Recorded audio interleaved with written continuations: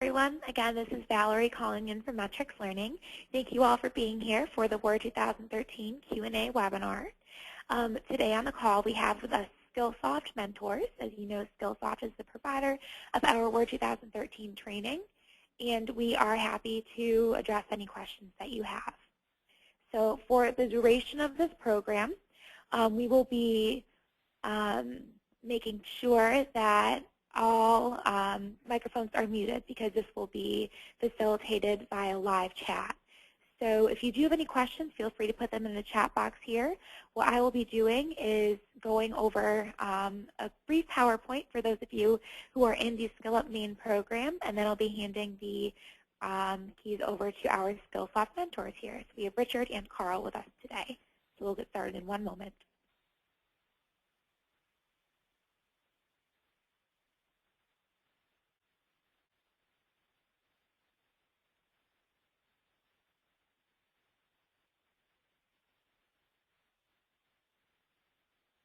So here in the call today, we have a couple of different groups of metrics users. We have people who are in the SkillUp Maine program. We also have metrics learning users who are taking Word 2013 training. So again, what I'll be doing today is going through a brief PowerPoint, and then I'll hand the keys over to our SkillSoft mentors. So first, I'll give you a little bit of background about New York Wired for Education, which is our company. So New York Wired for Education, we are a workforce and economic development company. We're based in the Albany, New York area. And what we do is use technology to deliver skills upgrading services to the unemployed and underemployed. Metrics Learning is our online learning system, and what it is used for is to provide online training, skills assessments, and industry-recognized certification training. So our goal with Metrics is to help align the supply of jobs that are in demand with those who are looking for them. A brief background about SkillSoft as well. SkillSoft provides the majority of our training through Metrics, and as you know, is the provider of our Word 2013 training. SkillSoft is the world leader in online learning products and services. They provide desktop, IT, business, and soft skills training.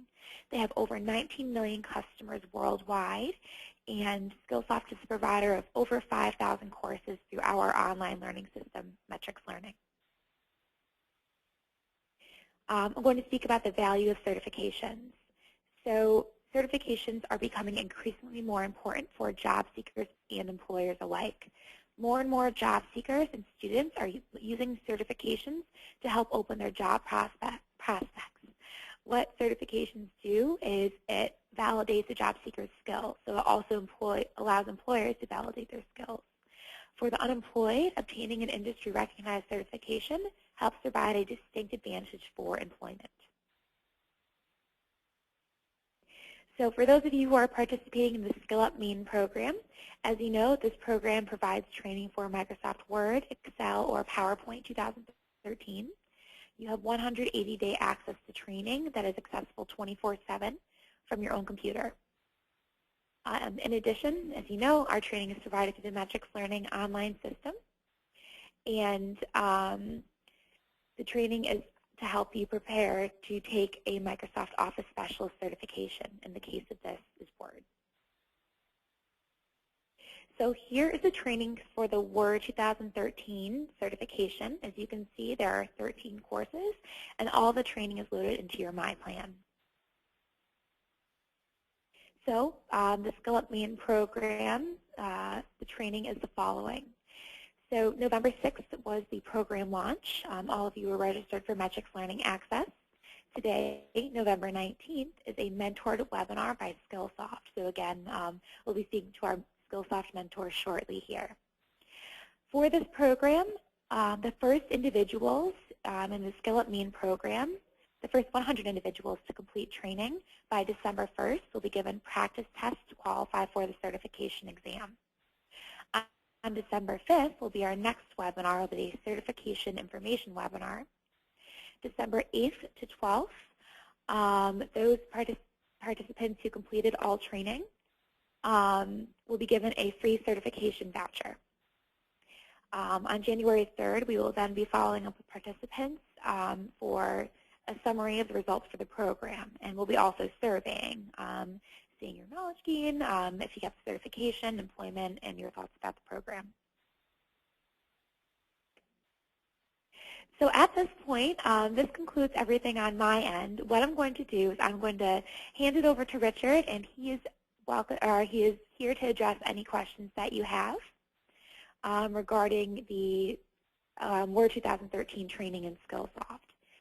So just a note here, the webinar is regarding SkillSoft training. So I see that we do have a question here regarding the Microsoft Word 2010 whole test. That is a prove-it exam, so that is separate from the training in here. If you do have a question regarding that, you can feel free to send a quick email to our support@metricslearning.com email address, and we're happy to help. But again, the intent of this webinar here is to have you ask any questions related to Word 2013. So with that, Richard, I will hand it over to you.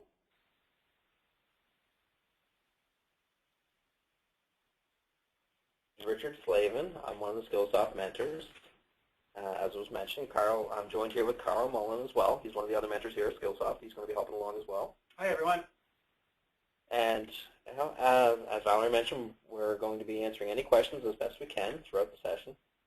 Please bear in mind, though, just to remind that it is a half-hour session that we're going to be going through. So obviously, if there's a lot of questions, we won't be able to answer them all during the session itself. But there will be a follow-up on all the questions that are asked, which is part of the reason why this is being recorded as well. That way there's no lost questions.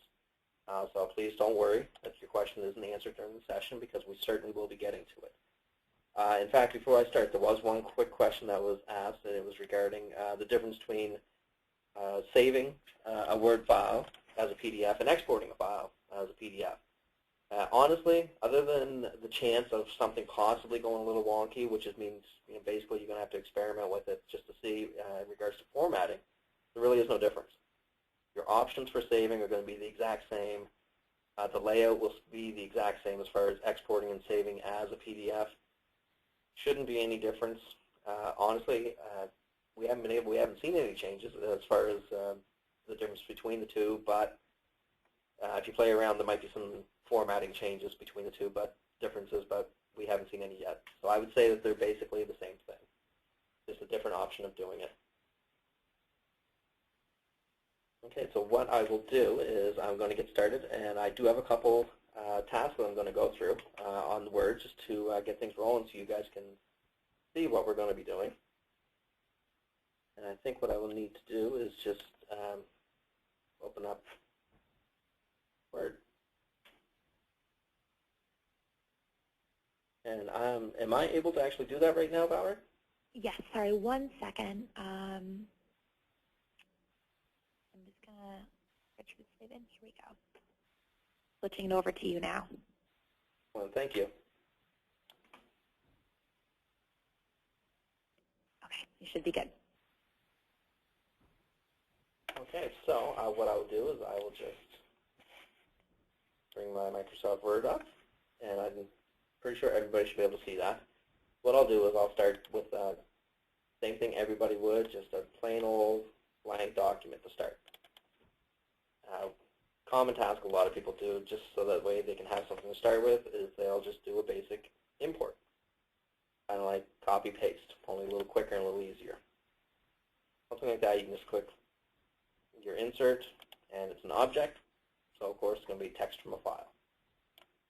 And you guys will be able to tell my personality a little bit just based on this. Here's recipes. And usually what I'll do is I just go with the default settings. And then, of course, with Microsoft Word, what you can do is you can pretty things up a little bit better by adding whatever formatting changes you wish.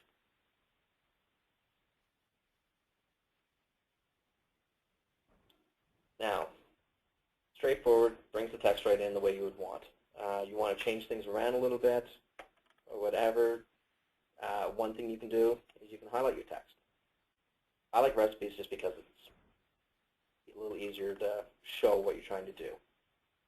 For example, if I just want to split it, you have two of them. It's a common thing that a lot of us do. It makes it look better. Kind of looks like a newspaper format, a basic table format. That way everything's separated for you. Another thing you can do, of course, highlight the titles, and then a basic bold. Makes it stand out a little bit more. I know a lot of people have probably already gone through this. I'm not sure of the experience level of some of you, so please bear with me. If this is pretty low level, or if it's great. Now, another thing you can do with this is, from the page layout, is you can change your margins. Typically, it's just going to be a 1 inch, 1 inch, all the way around, just for your white space around when you're trying to print. Some people want to squeeze a little bit more in, they'll go with a 1/2 inch, and then you can just go with the moderate, and so on. Different options that you have. Depends on how you want it to look when it's printed. It's the final presentation is how it's going to look. But if you need to change it, here's where you can tweak it. You can use the default settings that are already in there, or you can customize. Now, anybody that's played around with some of the wonky printers out there that usually have fits if you try to do certain things, here's where you can actually get some peace of mind with the size. If you just want plain old letterhead, which is just the default size that we're all used to and have been for a long time, that's it. But if you want the long formats, that's going to be your legal. And those are pretty much the general two that people will use. And then you get into the others, the envelopes and A4s. A4 commonly used a lot in the UK, actually. So sometimes if you're dealing with a lot of people overseas, they send you attachments, you try to send it to the printer. It's some printers just don't like it. So what you'd have to do is you'd actually have to go in here and change the format, change the size of the paper itself that it's on, which is simply going from A4 to the letter. Orientation, portrait and landscape. Same idea as when you're changing a picture on the wall at home. You either have it go upright or lengthwise. And it'll change the orientation there. And then generally, I don't have the printer set up, so it's hard to see. You wouldn't be able to see it here, I don't believe. You can see it's actually a little bit lengthwise.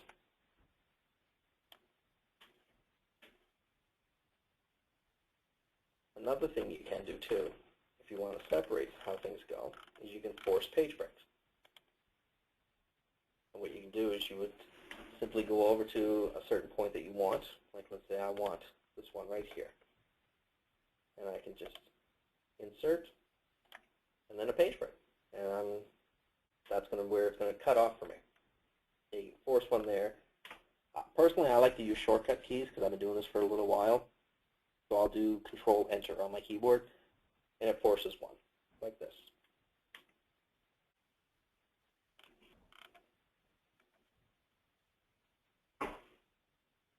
Excuse me. And then I'll just go back so that way it's the way it was, a little easier to follow. And if you just excuse me for 1 second. Sorry, I just had to mute that. I didn't think anybody wanted to hear me cough for a second. Now, one thing I do like to do is you can actually insert, and I've always thought this was kind of a cool feature, Word 2013, to the cover page, which is great if you're doing any type of presentations that you're handing in, or resumes for that matter. Or portfolio, which seems to be a pretty popular thing for a lot of people with resumes. They'll add a portfolio instead. And simply click the one you want. It'll go to the front, and then I can just simply put Richard's space. Some of them. And then you can just continue going on from there. And like I said, it's kind of a neat little addition to Microsoft Word that they have added. That's very, very straightforward. And another thing a lot of people like to do is headers and footers. Very common at the top of the screens, at the top of every page, and bottom, of course. It certainly makes a nice aesthetic difference. So it looks a little more visually appealing. So I can just simply go with banded header. I can add what I want. And you can see that it grabbed at the top the title I used in the cover page.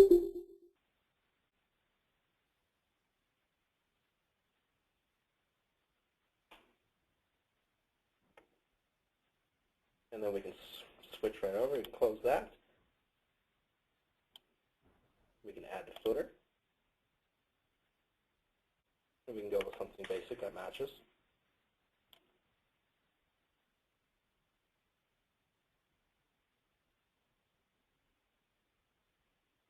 And we'll just go with the built-in page number.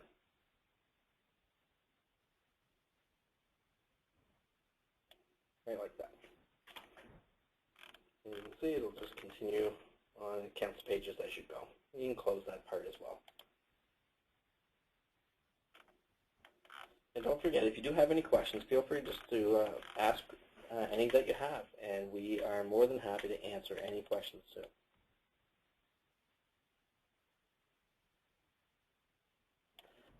Now, there's a few other things that we can do with this too to really increase the look. You can add different themes. It just it gives a little your own personal flair if you want. And what it does, that'll change some of the formatting, some of the layout, as well as the color scheme.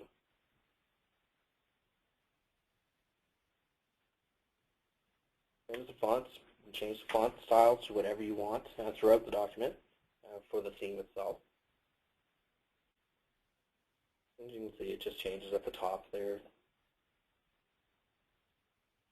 It's kind of fun to play around with.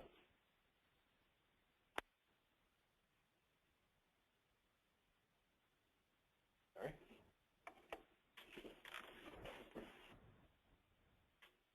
Now, spacing is another thing that a lot of people will play around with. Based on how you want it to look. If you want your spacing to be a little tighter, a little closer, for example. And the nice thing with Word is that it'll also allow you to preview without actually making the selection. So I can go relaxed. You can see it squished it up a little bit. Now if I don't like it, simply click undo.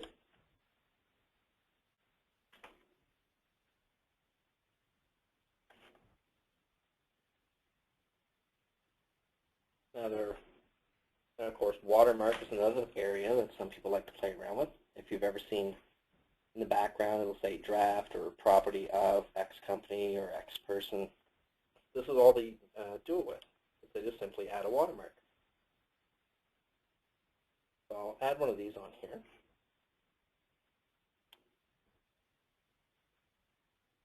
As you can see, it just puts draft in the back. Obviously, you can customize that as well. So if you want it to be a little darker, or change the font so it matches with what you've actually used in the document, or you can actually add a picture as well. The pictures look kind of neat, depending on what it is. If you have family, friends, yourself, and you could actually put a watermark of them in the background. It doesn't always have to be entirely professional. If you're putting something personal, you certainly can.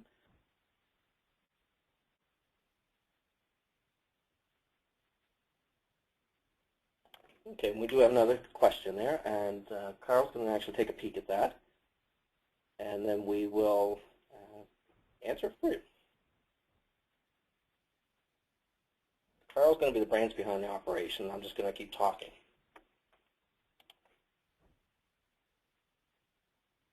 As you can see, there are some duplicates. The question itself was regarding the difference between the paragraph spacing on the design tab and paragraph spacing in the home page layout tabs. Now, there are a lot of different areas that we can do too. One area that a lot of people like to use, especially if you're sharing documents, is the track changes. So the way this will work is I'll turn it on so I can show you. Now any changes that I make will show up. Now if I go anywhere in the document, I want to see where these changes have been made. I'll just go next, and it instantly takes me to where I just made those changes. Now if multiple people were working on it, what you would do is you'd have track changes, And I can see the edits you made when I open the document, and I can see and they can see any edits that I made when they go to open their document as well. And it works quite well when you have to share, because obviously two people can't work on the same document at the same time. I'm just going to reject that. And see, no more track changes. That was it. And what it does is as soon as you accept or reject anything, it will automatically go through and find the next one. In this case, of course, there wasn't any. Now, another thing you can do, too, is you can actually add comments. This will put a little box on the side, and I can put not very good. And I found it too sweet, just for in case anybody was wondering. So that, and it's just little things like this that you can do, and like I say, it's for personal use and professional use. A lot of people think that just because it's creating a document that it's going to be mainly somebody in the office doing it or whatever. That's not the case at all. Have fun with it, and when you go through the courses, or if you have already gone through some of them, you'll see that experimenting with some of the different simulations and experimenting on your own with Word as well will certainly help a lot. Just playing around with different document types, different setups. One thing you can do is there's a ton of built-in templates. So you'd go File and then Open,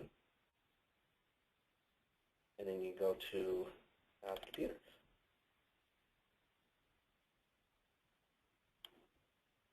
File, and then New, my mistake. So you get different categories, and of course you can go straight to Resume, which is one that a lot of people like to go to because you're either making one or you're always continuously editing yours. And they have some with pictures. I don't know if that's really for everybody, but it would certainly depend on the context, or where you're applying, what type of resume you're setting up, and so on. We'll go with just a basic.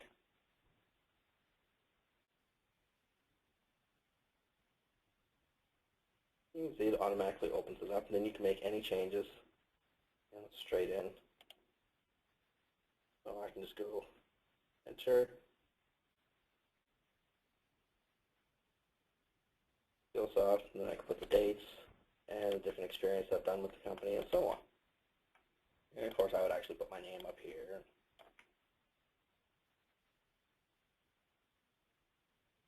Provided I spell my name correctly. There we go.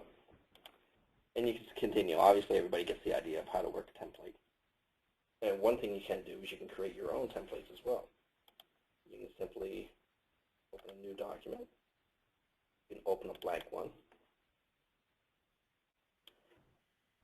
And you can fill in your text.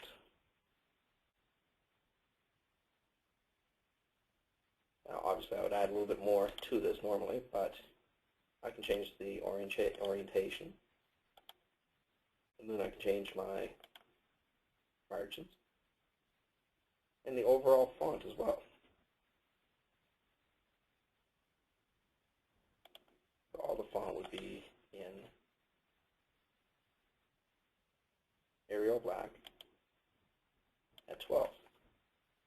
And then what I would do from there, after I've done, a fair bit more, I could simply save it. And then as a Save As type, it would simply be a Word template. And what this will do is it will save it in your system.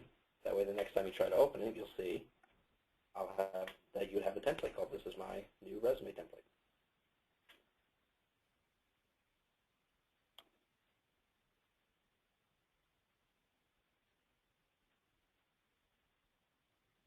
And that is all there is to creating the actual template itself.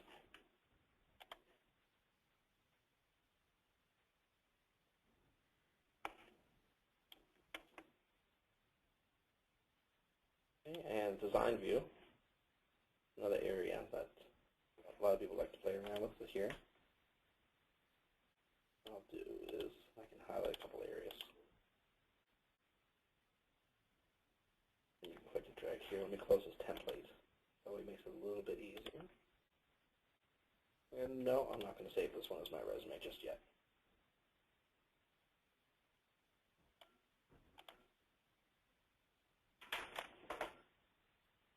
Here's a design title.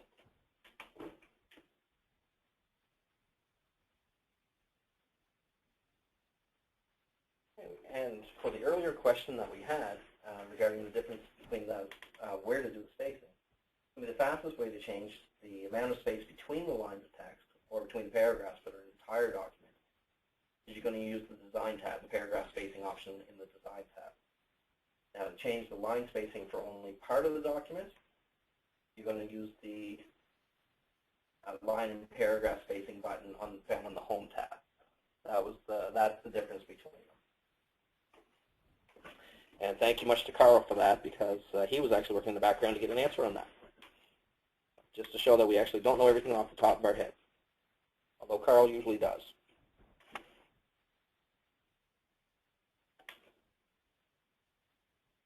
Now, another thing that some people like to do is actually add little captions, or citations rather, on where you've gotten, for example, a recipe, or an endnote, or your footnotes, and so on. So let's just go with a basic footnote. And online, and I can remind myself to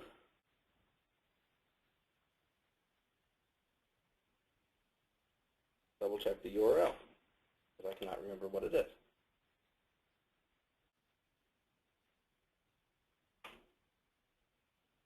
I'll always have the footnote there for this one until I actually edit it, and then after I'm done checking the URL. And also, are there any more questions at all at the moment? Because I know that we're probably going to wrap up, I would assume soon, I believe, Valerie. Yeah, if anyone has any further questions, please keep them coming. We've had some great ones so far. I just wanted to make sure that nobody forgotten, or nobody didn't have a chance to ask any questions up to this point is all. But what we'll do is we keep going with a few other different tasks, and we also do have that we'll be sending out to everybody before the end of this session. Is we're going to have the exam for anybody that is interested in or plans on sitting for the certification exam. Is we have the links for where you can actually get the exam objectives from a site called Certiport. That's who hosts those certification exams for Microsoft. And what that is typically a lot of people, what they'll do with the exam objectives, they'll use it almost as a study guide. So you'll know what areas to focus on or what types of things to practice, and so forth. And what that can also be done is with the courses that Valerie, the course listing that Valerie was showing you earlier at the beginning of the session, is they actually go, they're consistent with how the exam objectives themselves are laid out. That way everything is covered. But it is still nice to have the objectives there beside you if you do have them, or in print form, or just on the screen. That way you could almost treat it like a checklist even. One other thing that a lot of people like to do and play around with is called SmartArt. This is something that's been around for quite a while in different versions of Microsoft Word. Obviously, it's one of those areas that does seem to look a little better, I find, each time. What I can do is I can add SmartArt, and we'll just go with the process one. And just the basic 3 steps, one that goes into the other. What you could do with this, I could take the instructions, copy them, and I can just put them in here, and I could actually have this replaced.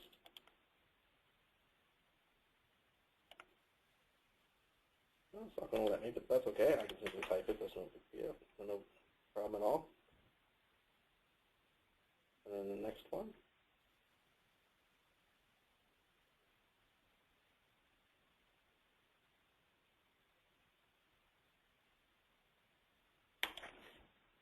And that'll be it. Now, just a basic little SmartArt. Obviously, somebody can be much more inventive with that, what types of things to put in, but you have a lot of options to choose from. and the different types of smart art that are available. Obviously, it doesn't have to be something that's processed. It could be something, a little matrix that's there, or a cycle. And fun pictures, and so on. What I'll do is we can get rid of that one. There we go. And there are one other feature with Microsoft Office that's quite nice is there's a lot of online functionality. One of those options, and I do not actually have it set up, but you are able to do it, is you can save, and you now have an option to use OneDrive. Some people may remember this referred to as SkyDrive. That name has changed, obviously, and is OneDrive, which just allows you to save online if you happen to have a Microsoft account, which is the old MSN and Hotmail accounts and so on, or anybody that happens to play an Xbox 360, for example, would have a Microsoft account that they'd be able to save this information to. You can see it's all-encompassing, really, with those accounts. And it's just for convenience where you can access anything you want from anywhere, and that's kind of the gist of those cloud storage. And it is quite convenient. Also, one thing I will add on top of the template option that I was referring to earlier is when you go to New and you go for your templates, is you do actually have the option to go online, as you saw. So if I were to search here, it would automatically start looking online for different templates that I might want. So if you were looking for a fax cover page, or a nice-looking calendar design, or a resume template, and you weren't seeing anything built in that really caught your eye, well, there's probably a lot more online that you could check out.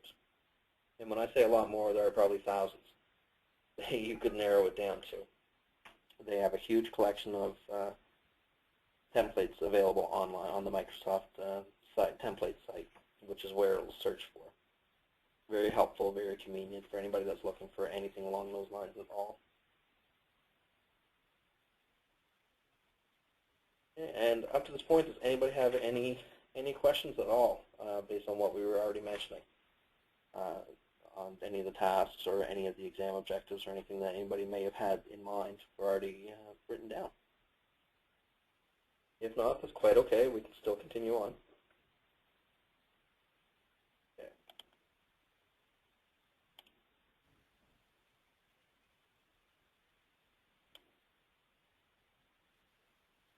Now, there are a few different modes you can use as far as the appearance of the screen goes. You have a basic read mode, which, as you'll see,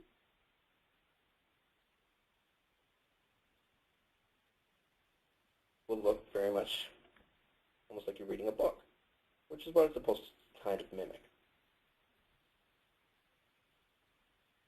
And you can go down here, and I can go back to my print layout form. And that was the one we were typically used to.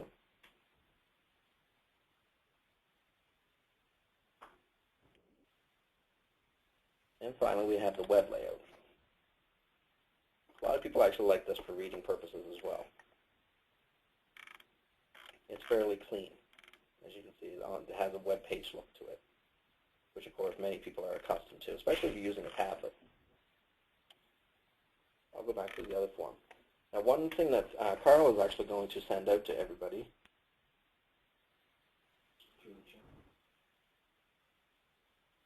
Carl's going to send is the links for the where you can get those exam objectives. And in case anybody wants to review them or have them on hand, like I said, they are a great tool. That's actually one of the jobs that us mentors do, is we do a fair bit of exams and study preparations. So what we do is often we'll have the exam objectives, and we treat it a lot like a checklist, as I mentioned before. So you may want to do that, or you may have your own study approach. You know, whatever works for you is what works best.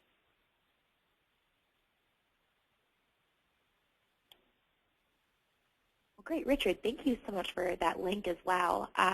For the people who are in the webinar doing the SkillUp Maine program, the community colleges in Maine where they receive access are actually certified testing centers. So we partner with Certiport to help the different centers we work with become testing centers. So this is just another resource that they'll have available to them in preparing for the exam. Excellent.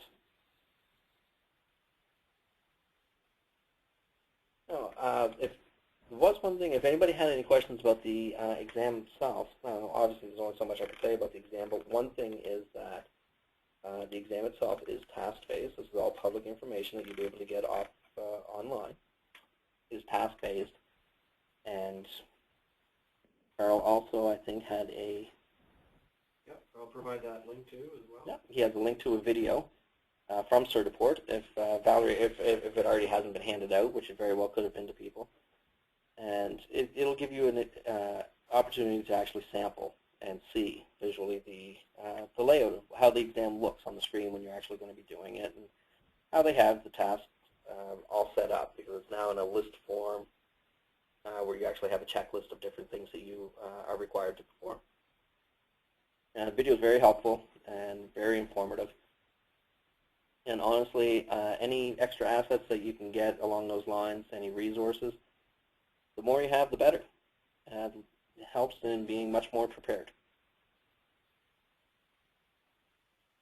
Okay, thank you so much for that. And actually, I'm going to take a note of the 2 links you sent too. So if anyone, they can access this during the webinar, and then we can give that to people as additional information. So again, thank you so much, not only for your time today, but also for sending the links to these resources along. Oh, thank you for having us. And on behalf of Carl and I both, thank you very much. Of course.